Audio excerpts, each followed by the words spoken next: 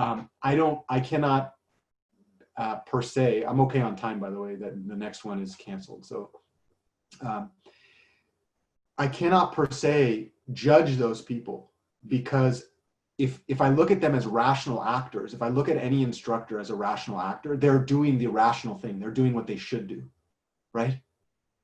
What Paul Tough is saying there, though, is that perhaps, maybe, we should investigate our underlying assumptions on what the college system is designed for, and actually, when we recognize some of the weaknesses, we should, instead of filling those with coping mechanisms that were created in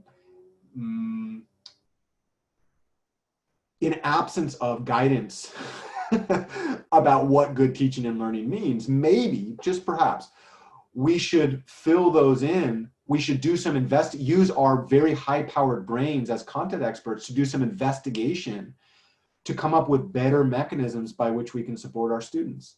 Maybe we should break the cycle of abuse and suffering in our own classes. And this is where I would say that personnel is policy. This gets back to one of the major functions of lawmaking. You know, a law is just a law. A law is just a set of words. The way that that law gets implemented really is how the policy works out. Ezra Klein had a great podcast just recently, within the last maybe 2 weeks, where he was talking about with an author, and I forget who the author is right now, but the idea that a huge portion of work happens after the law is passed. So often in our narratives, we say that laws that get passed by Congress, that's the end of the fight. But the funny thing is that it is only after the law gets passed that the entire governmental infrastructure begins to implement the law.